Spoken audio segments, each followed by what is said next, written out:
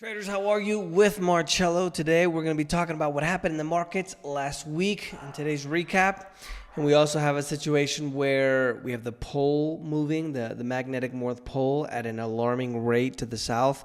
If you guys don't know what's going on with that, basically it's going from Canada, just north of Canada, all the way down to Siberia. We have a lot of, I talked about the earthquake last week. 3 hurricanes right now in the Atlantic. I've never seen anything like this before. And we also have some record highs in the market as well. So let's go ahead and dig in.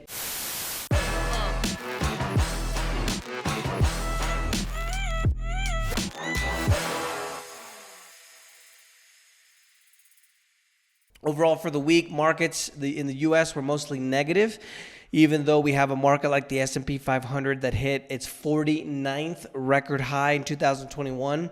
That isn't necessarily a record, but when the market has this much, let's say, exuberance or this much, strength to the upside, eventually it's going to have to come back down, right? I've been in the markets now for almost, I think it's 21 years, and I've never seen the market go up forever. It has to balance out, right? The buyers have to sell, the sellers have to buy. And there's a situation now where we've had more than 200 days where we haven't had a 5% retracement or a 5%, let's say, downturn. And that's not a record, but it's getting to the point now where it's, when the market's going to come down, it's going to come down heavy. European markets for the week are mostly negative. Paris taking the crown as the most negative of all. Latin American and Canadian markets were mostly lower as well. Canada was negative 0.70. Africa and the Middle East, South Africa, the biggest winner at just over 5%. And then we have it in the far, far east, Philippines being the biggest winner in Asia, with Hong Kong being the biggest loser there in the far east. And obviously, if you guys don't know what's going on, you probably watch these videos, right? Because you don't want to pay attention to all the politics on TV. But essentially, China is cracking down hard on a lot of these technological companies, issuing billion-dollar fines, taking control in a lot of instances, delisting companies, if I'm not mistaken, with Didi, which is the Chinese Uber. And so it's heavy right now in China. Other than that, Bitcoin and cryptocurrency news, there was another hack out in Japan when it comes to an exchange called the Liquid Global Exchange. One thing I want to point out to you that this isn't, Nigeria or Pakistan or Colombia. These aren't third world countries where this is happening. Japan, third largest economy in the world, Japan, if I'm not mistaken, right? I always get confused between Japan and Germany. Germany should be number 4. I should be correct, but if you guys want to Google check, go ahead and leave it there in the comments. There were warm wallets that were compromised. They don't really know how much was hacked so far, but they're estimating it at about $90 million. They suspended all withdrawals and deposits. Hopefully, some people will be able to get their money back. Robinhood down on Thursday after they reported a doubling of revenue in the quarter 2 of this year compared to quarter 2 of last year. The only thing, however, was that 52% of the transactions were related to cryptos. And if you guys are going to see right now on your screen, you should see a chart which actually shows the difference between the quarter 2 crypto revenue, which is the blue. And for those of you guys that are listening on the podcast, it's a difference of about $227 million difference. And the actual equity and option trading did increase quite a bit, but not as far as the cryptos. And if you guys see on the next chart, and for those of you guys that are listening, I'll go ahead and explain it to you. You'll see the little kind of yellow or greenish, light green box down here in the yellow. Their actual stock trading, the equity trading, went down from last quarter of last year. Meanwhile, the crypto money or revenue exploded. Now, the stock actually went down because this has a lot to do from the Dogecoin debacle. So a lot of people are expecting that they're not going to have the same kind of revenue because obviously we don't have these explosions or something like Dogecoin, right? We could have it a lot of times, but they're not expecting this to happen again with this kind of explosion because, generally that kind of thing doesn't happen twice. So 52% of all the revenue is crypto related, which is why, some people are a bit skeptical. And by the way, they're not making any money. And if you guys don't know how I feel about Robinhood, it's the biggest scam on the planet. They say it's free. It's not really free. You end up paying more. And they literally have revolutionized the industry where now everybody steals your money and says it's free. So I just have a problem with that. Bitcoin for the week, it's up 10.66% to just over 47,000, close to 48, up 70%, over 70% in 2021. And just a small thing I want to jump in here, because everybody's always so crazed about the volatility and the movement in Bitcoin. One of the things that a lot of people don't realize is that you have you have a huge leverage in the futures market. This is why we teach it, for example, at Day Trading Academy, right? Where when you can do normal accounts, it's 50 to 1. Generally on the S&P 500, you can go as high as 5,000 to 1. In the markets like silver, a lot of commodities like gold and oil are 1,000 to 1, meaning, I don't know, that's kind of just, alien speak, but essentially, in the futures market, if you make $1 in profit, the leverage that's built into the system, you actually make 50 to 1 or 1,000 to 1 or 5,000 to 1. And so just to kind of simplify this down for you, let's say you open up a minimum $1,000 account. You make $1 in profit every day, which is not unreasonable, right? Obviously, with trading, you can make a lot of money. Tomorrow, you can lose absolutely everything. Just because you made money yesterday doesn't mean you're going to make it tomorrow, right? Let's get that disclosure out there for the feds. But if you make $1 in profit, that's $50. On a $1,000 account, 10% is $10. So you're making... I'm going to do this on a calculator because I was out all day and I don't want to get this wrong. So 50 divided by 1,000 is 5% in a day. Let's say you make three days, you make $50, which is $1 in profit. The market literally moves up $1. That's 15% in a week. We'll cross out Thursday and Friday, say you either lose those days or, just to kind of make it realistic. Times 4 weeks, you're looking at 60% in a month when it comes to the futures market. So when you go, for those of you that are looking for things to invest in or possible outcomes, that's a very good possible outcome if you do the things the right way, right? After you learn, you're not just going to jump in, open up a $1,000 account and make that kind of money tomorrow, but you could make $2 a day in profit instead of just one, which would mean 120% in profit in a month. You guys see where I'm going with this, right? So I've been in the industry for so long now, I just kind of want to point this out because there's very, very promising, very good other options as well in crypto. If, for example, you have a lot of gains in your crypto, you want to put it somewhere else, just kind of something to think about. Commodities, U.S. crude down hard. The entire market is worried about the COVID Delta variant, the Delta Plus Elite 30,000 2.0 2029 version of the COVID. Obviously, if we don't have a situation where we can open up again, if we lock down again, let's say, for example, like they're doing in New Zealand found one case of COVID, and even though the survival rates for COVID is 99.97%, they're shutting down the entire country. Australia also, there were a lot of protests this week due to the fact that people wanted to riot against the lockdowns, even though the police said that they were going to go down hard, full force against the protesters. So this is where we have the situation in the commodity space where we have the fear of that. Second largest economy in the world in China, their numbers for the economy coming out are not very good either, which means that the largest importer of oil in the world in China, second largest economy, isn't moving as much. That also affects oil. Now, the last thing is the U.S. dollar increased in strength. It's at its highest point right now, if I'm not mistaken. I have it written somewhere here. I'll repeat it to you here in a second. In the last 18 months or something like that. And so we have a situation where most commodities are priced in dollars. So oil, dollars, the value of oil or the value of the dollar goes up, and obviously the value of the commodities go down like oil. So those are kind of the two things that are affecting oil. Swiss investment bank UBS is saying that they're rethinking gold as a global economic situation recovers. The USD, they're expecting it to strengthen in 2022, and they think that gold could go as far as $1,600 next year. Silver may fall to $22, they're saying as well. And Goldman Sachs, which is one of the most, let's say, important banks, financial institutions in the country, they're saying that gold is going to hit $2,000 by the end of 2021, while silver could reach $30. COVID-19 pandemic is obviously affecting a lot of situations. There's a company called Palantir, which is let's say it's a think tank, data-driven company that's done a lot of work with the government. They purchased $50.7 million of 100-ounce gold bars in August, preparing for a, quote, possible black swan event. Now, the reason why I do these videos is because I want you guys to learn, right? Many of you guys don't have the capacity to kind of put all the dots in the right place and combine them all. If you guys remember, they tested the emergency system all of a sudden, and it was 8 minutes, 10 minutes. It wasn't just, 30 seconds like it normally is in the past.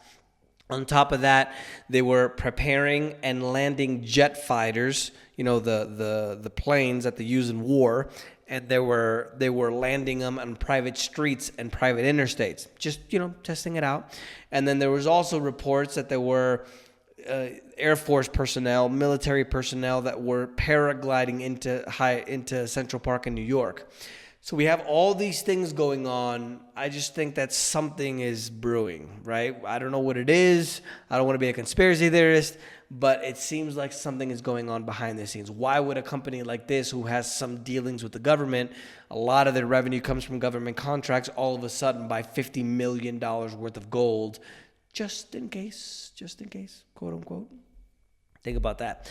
Precious metals for the week. Gold went up 0.05%, while silver took a dump and went down 1.12% to 23.12. It closed, if I'm not mistaken, just under 22, or just under 23, excuse me. Financing and banking news. The war in Afghanistan cost us an estimated $2.26 trillion over 2 decades, from 2001 to 2021. Officially the longest war in U.S. history. The direct cost of the Afghanistan and Iraq cost, right, those both wars, is $6.5 trillion out to 2050, because most of the war was debt financed. If we add on top of that the healthcare, disability, burial, and other costs for the 4 million Afghanistan and Iraq veterans, that's another $2 trillion. And just like that, it was taken over in 3 days, and Afghanistan is literally right back to where it started. A monumental waste of money. I mentioned to you guys already that the New Zealand dollar went down quite a bit in addition to the Australian dollar. The Eurozone inflation went up 2.2%, even though the central bank's target is only 2%. It's at its highest level since 2018. And it's a 9-month high for the U.S. dollar. I think I said 18 months, so it's a high for the last 9 months. And part of the reason that it went up so strong is because the U.S. Federal Reserve, which is the central bank in the U.S., said that they might start tapering at the end of this year, which they probably aren't going to do, between you and me. Economic news. The U.S. Commerce Department is saying that consumers cut back their purchases a lot more than expected in July. It was negative 1.1% instead of the expected 0.3%. This is very important instead of just kind of throwing out numbers, because remember that the consumer spending is almost 70% of the economy.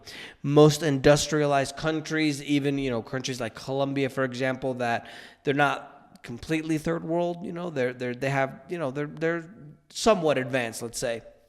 Emerging economies, I think is what they call them now, to be politically correct. Even they have a big portion of consumer spending. So whenever consumer spending goes down, that's not good for the economy, because it's such a huge chunk of the economy. Eating and drinking, however, went up 38.4%, up from a year ago. Obviously, we were in the middle of COVID and last year in 2020, so I don't know if that's necessarily a very important number. Corporate news, Tesla is going down after it was announced that the U.S. regulators are officially going after them for their driver assistance system, which they have called it autopilot, even though it's not really autopilot. There's a bunch of gray areas there. In addition to that, Tesla announced that they have a humanoid robot that they're launching as well for humans that is going to be intended to be friendly, says Elon Musk. And shares of Home Depot and Lowe's went down after they reported same-store sales only went up 3.4%, under what the estimate was, and the customer transactions fell 5.8%. Lowe's as well reported sales that dropped. So these are two big chain stores that talk about housing boom. Housing, remember, is about 10 or 11% of the economy. And so if that goes down, consumer spending, which is 70% of the economy, goes down. Notice that we're starting to get some numbers that aren't very bueno. In trade news, Tuesday, the UK is announcing that they're aiming to start negotiations with India at the end of 2021, which is going to be a bilateral trade deal to be able to go ahead and boost their economy. Obviously, this would help a lot in regards to the UK after the Brexit, because it's going to help their trade and their exports. In technology, the Russian court fined Google $54,000 after violating the country's rules. These are penalties that come from Russia. They're in a bit of a war with all the US, American big tech companies. They have a law talking about banned content on social media, so they just keep nailing them with fines.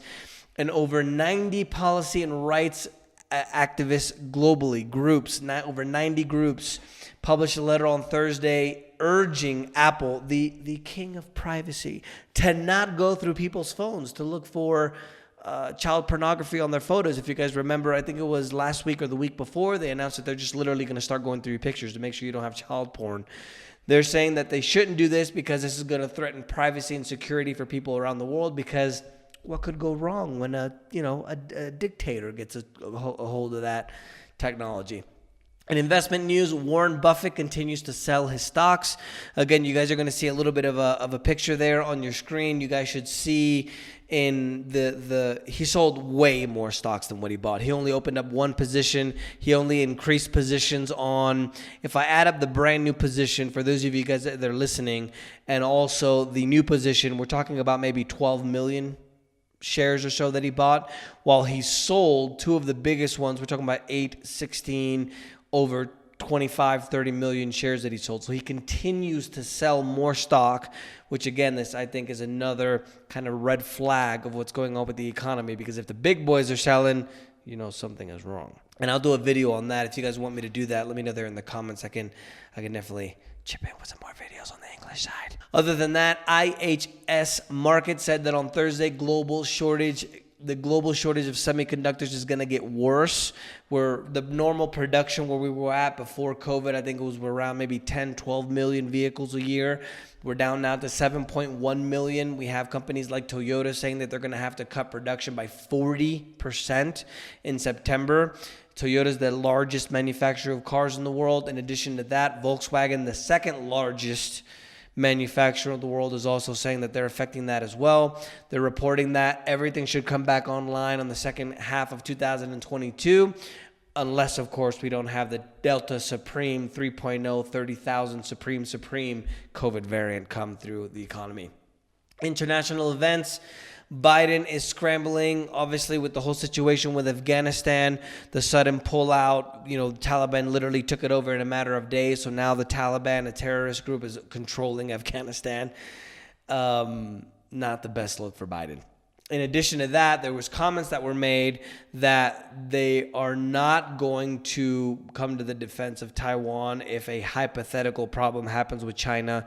If you guys aren't adept into what's happening with that situation, China is an island just off of China. China says that it's a rogue province that's part of China. Ergo, what happened with Hong Kong, how they literally took it over against the agreement they made with the UK and the US, leaving them alone for a certain amount of years. And now Taiwan, obviously, they see themselves as an independent country. And then they said that they weren't going to do anything if something happens, but then they backtracked and said, no, we'll help Taiwan. Don't worry. And other than that, unfortunately, I don't know if you guys saw the videos. There's people handing kids in Afghanistan to get them away from the living conditions that they're going to have to go through the Taliban. I find this to be horrible. I mean, this shouldn't happen to anybody ever. And it's literally our government's fault now that's happening, right? It didn't happen in the last administration. I mean, it's just a mess. Cuba is introducing even tighter controls on the use of social media. They're banning publications on the communist government says. Let me repeat that. They're banning publications that the communist government is saying might damage the country's prestige. And obviously Cuba, the left, communism, just a step away from socialism. If you guys want socialism in the United States, I recommend you go to Cuba, see how awesome it is. In Latvia, 5,000 people demonstrated against the mandatory vaccinations that the government is most likely going to put in.